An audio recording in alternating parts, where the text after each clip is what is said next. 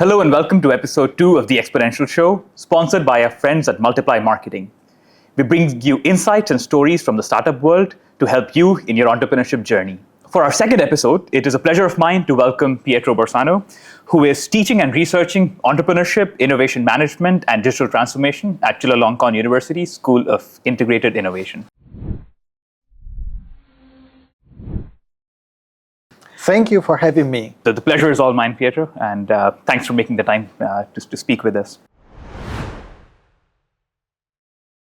So, Pietro, to get things off, the first thing that I would personally want to learn about is about your journey, because traditionally entrepreneurship and education, at least in my experience, are usually mutually exclusive.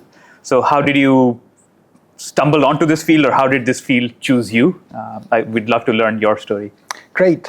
So, yeah, that's very true. Also, in my times when I used to study, these fields were kind of separated. But I would say probably in the US, 20, 25 years ago, there has been a push to promote entrepreneurship also in academic settings. And now the US are already entrepreneurship education 3.0, right. Most likely. Thailand has been following, and many other countries have been following the same path of the US. Thailand, of course, in Southeast Asia, also Singapore, China, in East Asia, and so on. So I feel now pretty much every country would have around 10 years at least of experience in promoting entrepreneurship education. So nice. With the first trial and error and iteration on the first initiative and so on. And this is how I started as well. So I was already here in Thailand. I was doing management consulting. I was teaching business management in private colleges like the University of the Thai Chamber of Commerce, in the double degree with the University of Newcastle, Australia, here in Thailand. And then I got hired by Chulalongkorn University as a founding faculty member of Chulalongkorn School of Integrated Innovation. So we can say that maybe entrepreneurship and innovation found me here in Thailand, and have been teaching entrepreneurship, innovation management, digital transformation since 2019 onwards. In our faculty, we specifically focus on nurturing the new generation of entrepreneurs, startup owners, and also family business owners, the new generation of successors in family businesses. Interesting. So thanks for that background, Pietro. It's encouraging to know that the fields of academics and innovation and entrepreneurship are sort of coming together, and I'm glad people like you are involved in the ecosystem. So Pietro, I would love to learn more about the Thai context of education and entrepreneurship. So in your time here, what opportunities and challenges have you come across when it comes to encouraging entrepreneurship and integrating it with the educational system here? Great question. So let me give you a bit of background context. So in fact, the first time I came to Thailand was for an exchange semester during my MBA. So my MBA was with ESCP Business School in France, and I did one exchange semester at the AIT, the Asian Institute of Technology School of Management. This was 10, 12 years ago or so. Why I'm bringing this up now? Because when I came to Thailand for the first time, this was, I would say, the first time that Thailand got into entrepreneurship startup. This was really the first generation of entrepreneurs. At the very origin, I think it was Lazada. Lazada and Food Panda, both of them were somewhat, let's say, copycat of business models from the West, primarily from the US. Of Amazon and so on. And both of them were backed by Rocket Internet. Right. Rocket Internet was a venture studio investor from Germany. And they did a lot of groundwork and grassroots entrepreneurship here in Southeast Asia. So let's say the first generation of startups in Southeast Asia came out of Rocket Internet work.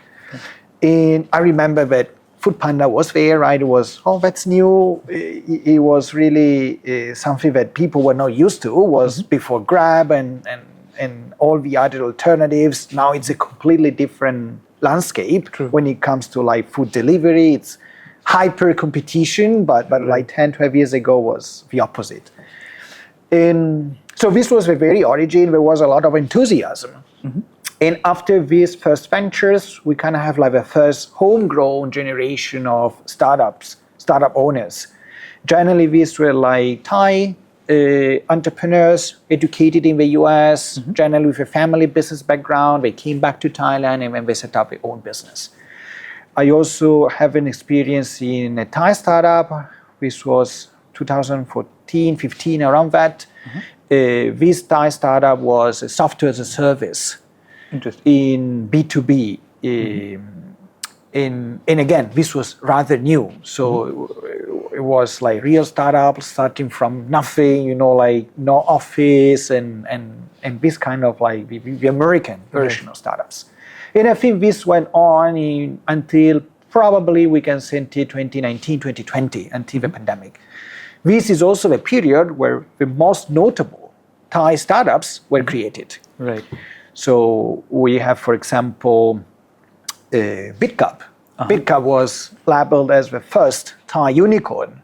When there were like some news regulatory changes that impacted on the evaluation of BitCup, cryptocurrency exchange. But this was the first Thai unicorn. E-commerce was created in this period, like e-commerce enabling services and end-to-end solution for e-commerce. Asset Money. Even though Asset Money is a bit of a unique case because it was backed by the largest conglomerate in the country, and I think we're going to talk about this later on, like the role of large Thai corporates in the ecosystem. Right. Flash Express, this again was one of the startups that emerged in that period of time. And then with COVID and so on, we kind of saw some sort of like slowdown and consolidation. So startups are getting bigger, startups are getting closer to corporate. Most of the time for startups, the way to get funding is through CVC, so corporate funding. There are not many like VC operating in Thailand.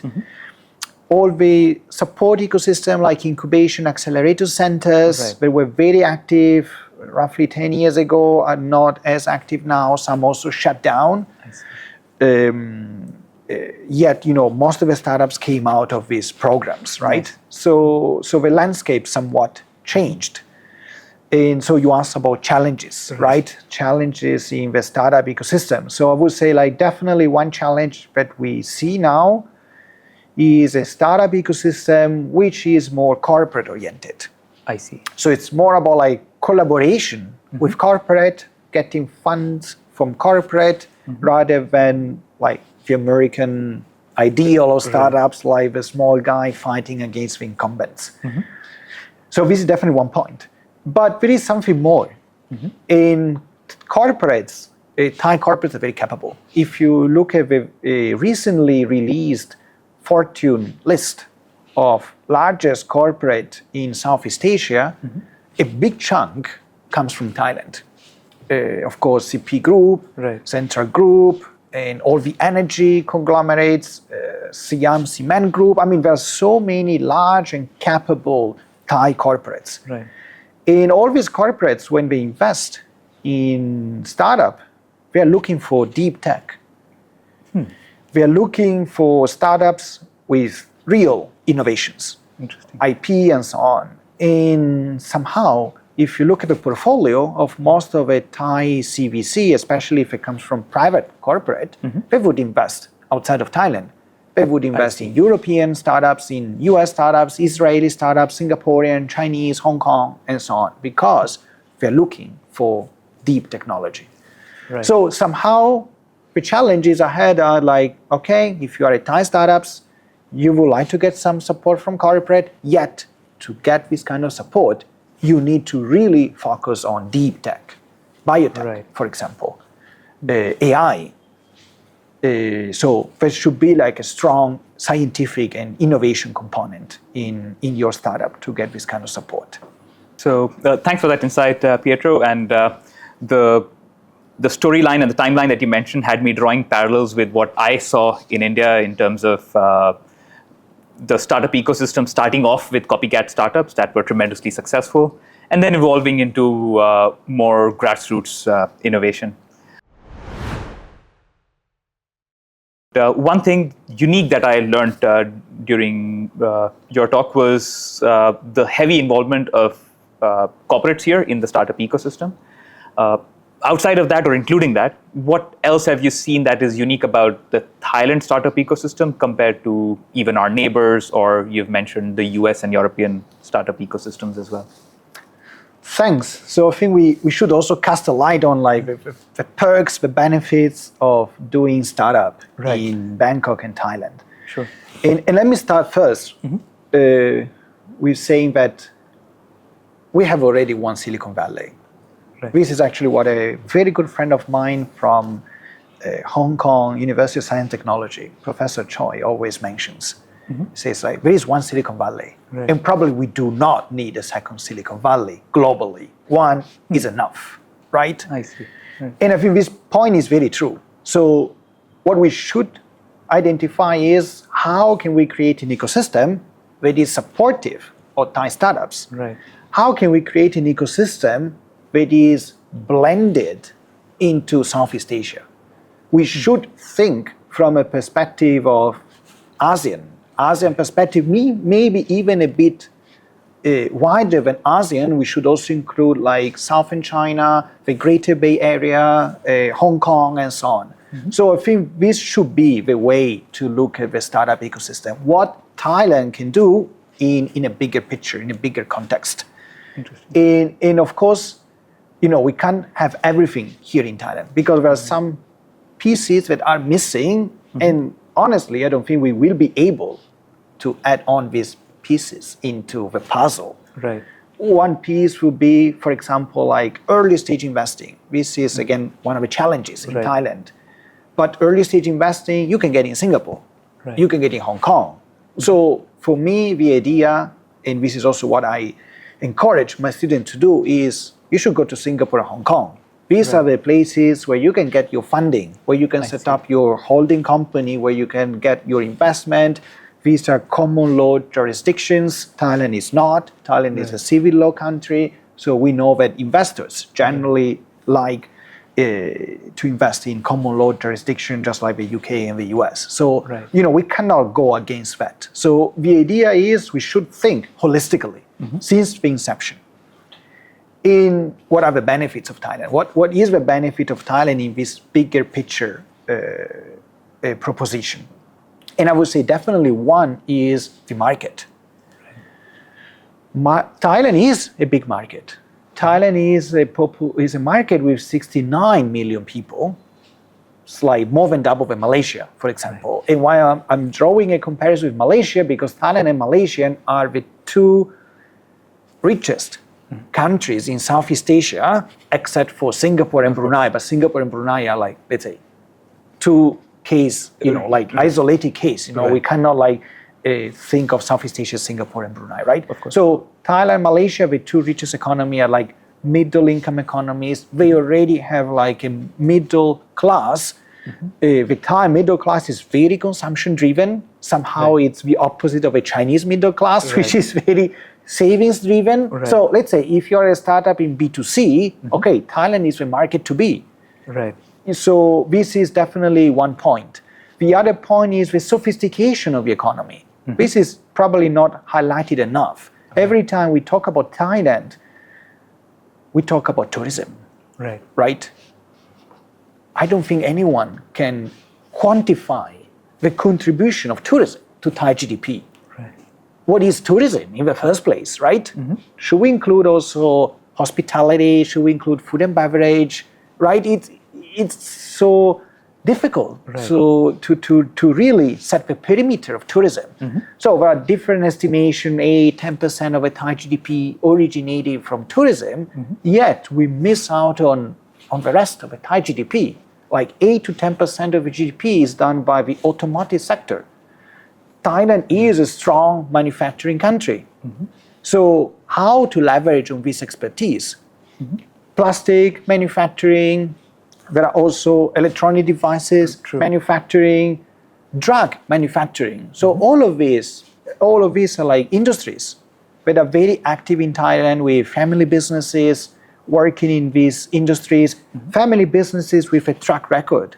These are companies that have 30, 40 years of experience, 30, 40 years of being ingrained in global value chains, working for American, European, Japanese, Korean suppliers. So this is the strength of the country. There are data showing that Thailand is the most sophisticated economy in Southeast Asia in a sense that pretty much every sector you can think of, you can find it in Thailand. True. The manufacturing is here, the tourism is here, the retail is here, banking is here, insurance is here, startup is here, pretty much everything, right? So this is like the other strength of the country. How can we bring startup that can play a pivotal role in this context? Interesting. That's such a positive way to look at just the outlook of the Thai economy when it comes to startups, and I appreciate that shift in perspective because typically we are too focused on challenges and not talking about opportunities enough. So it's interesting to discuss those as well. And obviously the missing puzzle pieces, like you mentioned, using ASEAN as a region or Southeast Asia as a region, it does allow Thai startups to fill some missing puzzle pieces that are not available locally. So that's an interesting way to look at the startup economy here. There was one thing that maybe I need to dive deeper on is you mentioned the role of family businesses while explaining the Thai startup ecosystem. So can you dive deeper into that, explain how important family businesses, both large and small, are in the Thai economy? And also, what role do they play when it comes to being integrated with the startup ecosystem, either through driving digital transformation within themselves? There's obviously things like succession planning and new generation of entrepreneurs coming up within established Thai businesses, and how they contrast with first-time founders here in Thailand. Yes, this is a daunting question, but also very much needed question. And I think we can, as you mentioned, shift a bit the perspective from just creating new startup from scratch to how we can ensure long-lasting success of family enterprises. And how we can ensure that family enterprise, not only the large enterprise, but also medium-scale enterprise, can promote spin-off businesses, right? So do startup within their business. Right. So again, let me give a bit of background and context. So Thailand is a family-owned entrepreneurship country. Right. In this at every level. If we look at the largest conglomerate in the country, listed on the Thai Stock Exchange, yet they are controlled by a family. Right. The overwhelming majority of Thai businesses are owned by Thai Chinese, maybe third or fourth generations. There are also businesses owned by Thai Indians, again, like third or fourth generations. So somehow we also can look at what happens in China or India or in neighboring countries where like both Chinese and Indians localize and create their businesses. So this is, again, something that goes beyond the borders of Thailand. And this is what I'm actually focusing on in my research, how we can promote the digital transformation of family-owned businesses in Thailand and how these compare with neighboring countries, for example, Malaysia, and also with European countries. And what I found out in my research is that first point, family businesses, somehow they don't find a supportive ecosystem for this. So there is an ecosystem for startup creation. There is like the National Innovation Agency, there are grants for like early stage startups, student startup, and so on. Family businesses don't have this kind of ecosystem. So somehow when I interviewed family businesses and I asked them, how would you like to digitize your business? So when they eventually mentioned the innovation champions of a region, Right. They say, oh, I would like to become like Lazada or Grab, which of course is not the right ideal, is not the right example, right? If you are like a family business in manufacturing, you cannot become a platform business like Lazada or Grab. So this is the first issue, like how can we create some role model of family entrepreneurship digitizing successfully the business? In my research, I also identified that there are essentially two main drivers for digital transformation. So we have family-owned businesses that are in B2C, business to consumer. And here, generally, digital transformation is driven by accepting very demanding Thai consumers. Right. Thai consumers are spoiled. Thai consumers want discounts, they want convenience. True. So now they are spoiled by Lazada and by Shopee and by e-commerce, and they say, okay, why the family business is not delivering to me as well, right? Why I don't have this convenience and so on. So this is one big factor pushing family business to consider like front-end digital transformation, like more digital marketing, digital sales, web store, and so on. Yet, there are many family businesses that are not business to consumers, but they are part of global value chain, B2B family businesses. And here, the factor, the exogenous factor, the outside factor pushing family businesses to go digital is to be part of this value chain. Right. So would be like their clients that are big OEMs that require, okay, you need to automate more, you need to have like some like data, like exchange of data in real time, because this is, you know, how the value chains are now structured. So these are the expectation of a customer. When your customer is Honda or Toyota or Mercedes, of course, you know, they have like a strong voice of a customer in this sense to push for digital transformation. So these were the results of my research. More recently, I've seen also some new, let's say, economic trends, especially in the last year. And one is like a competition from Chinese SMEs. Right. So Chinese SMEs are becoming more aggressive.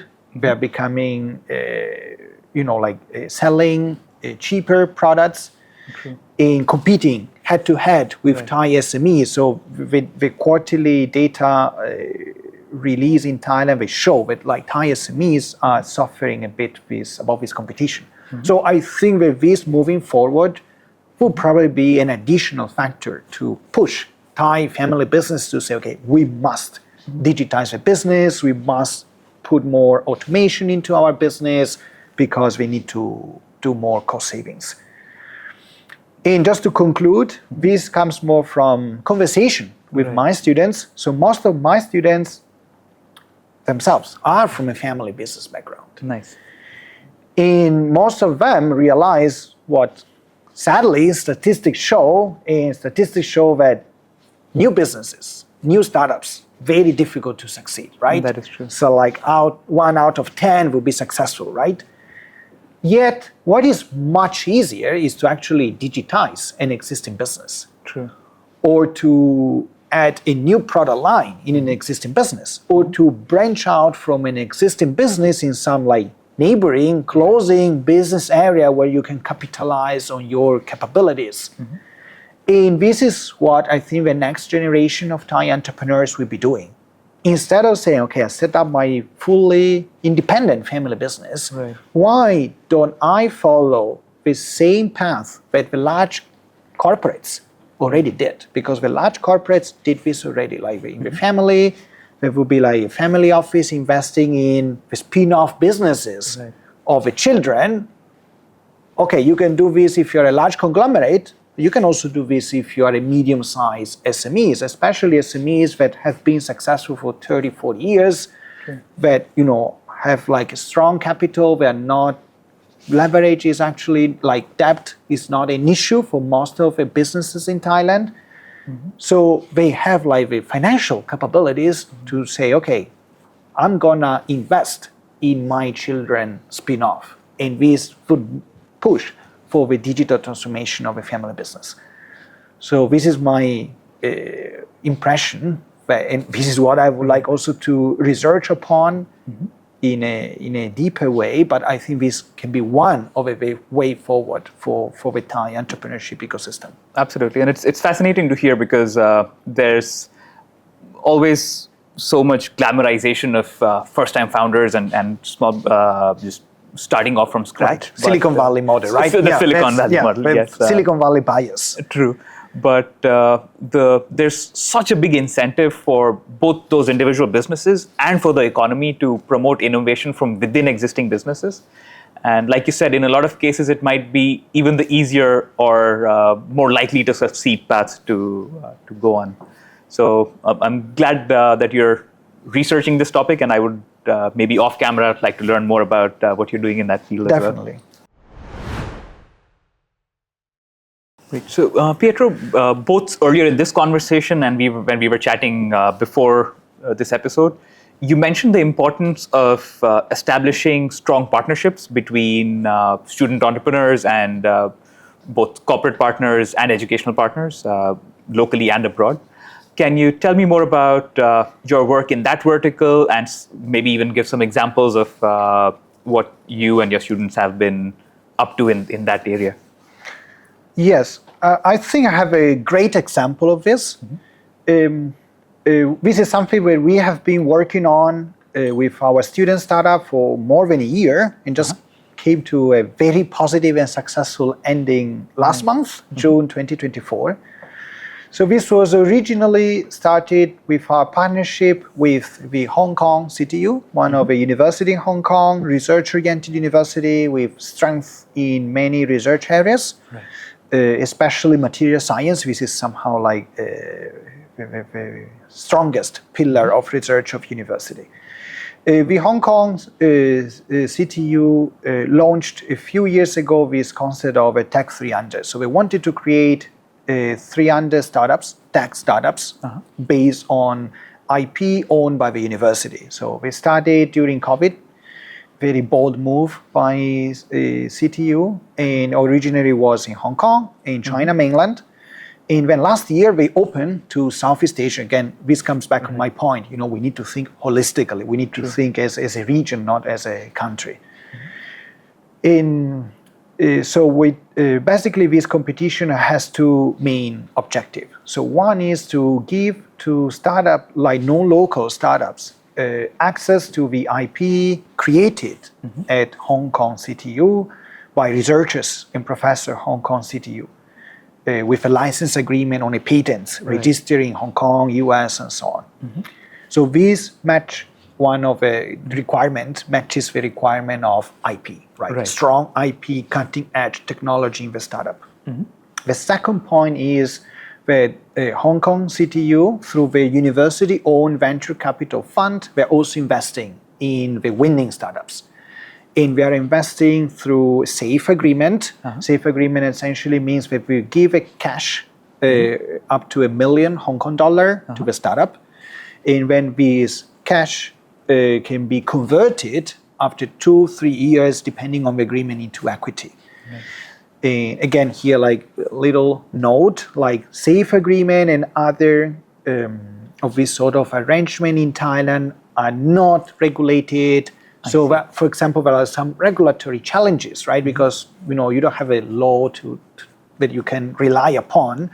And this goes back to my point. Okay, you need to look at Hong Kong, you need to look at Singapore, because these are the jurisdictions that allow you to do all this sort of more sophisticated way of investing in startups. Understood. So what we did was to match our student startup to the IP database of Hong Kong CTU. More than 60 of our startups applied for this. We did an internal nomination. When 22 startups were nominated to CTU, then with CTU, I did a second round of selection of a startup. And finally, we cut down to 3 of our startups. When 2 were among the top 10 winners in the competition, in the Tech 300 competition in Southeast Asia. Consider that these are student startups, So 18, 19, 20 years old kids had to register their company because we need to receive investment from the venture capital. We need to sign the IP license agreement. And then we will commercialize this innovation in the Thai market, and the plan is to scale up in Southeast Asia. The two startups are, one is in new energy, renewable energy. So management platform for renewable energy, like solar power and so on, and how to link with like the national grid. Right. The other one is in new materials. So we are developing a portable keyboard that can be used with AR, VR headset. Nice. And the portable keyboard is also based on like a wearable, like a strap. So you can, and this strap has a battery inside it. So this is like a yarn, Right. a textile, but is actually a battery. And this is the IP, the patent from CTU. So imagine that, you can have like a portable keyboard, or the strap can also be, for example, for your Apple Watch or like digital watch, right? So instead of having like a normal strap, you can use this strap with an additional battery that can recharge your devices. Interesting. So these are the two startups. These are startups with deep tech content. And so I think this is one of the way ahead for creating new ventures, scaling up new ventures in Southeast Asia. So international partnership, deep tech focus, holistic approach, Hong Kong, Singapore have to be in the picture in some way. Makes sense. So first of all, congratulations to those two startups, and of course to everyone working behind the scenes to make this happen. And it's very encouraging to see that startups, and especially student startups in Thailand, are able to leverage know-how, IP, and financial resources to help bring their ideas to life and actually commercialize the IP that they're getting their hands on. So it's very encouraging to see how things are now coming together in terms of different building blocks to help them succeed. Which very conveniently brings me to my last question. Two pieces of general advice that you would give. One, to startup founders in Thailand, especially the younger generation of startup founders who are maybe just still within university or still early in their careers. And on the flip side, what advice would you give to ecosystem supporters, both government, non-government? Because you mentioned some challenges in terms of financial frameworks and things like that, where things are not 100% in place to enable things. So if you can leave us with one piece of advice for each of these two, both student founders and ecosystem players. Awesome. So it's a perfect way to finish this. Okay, student founders, if I have to give one piece of advice, is rely on your strong root. I think that many student founders may actually come from a family business background. Right. So don't shy away completely from the family business. Bring on this like more innovative framework in the family business. But at the same time, we must go overseas. If you are a student founder, you must spend considerable amount of time. I would say minimum one semester, but could be even longer overseas. Singapore, for example, right? Go to Singapore, do an exchange at Singapore, do an internship in Singapore, get immersed in the innovation ecosystem of Singapore. Right. The same in Hong Kong.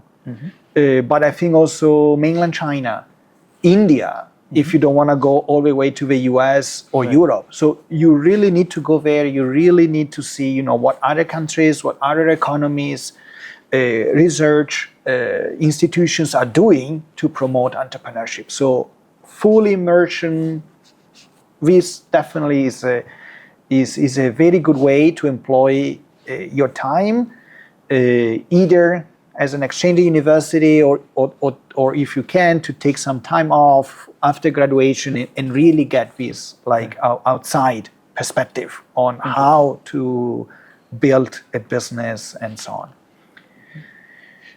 The other piece of advice or suggestion is for the ecosystem at large. Right. And I think here, a good point is to probably look closer, look at Malaysia, look at Singapore, look at Hong Kong.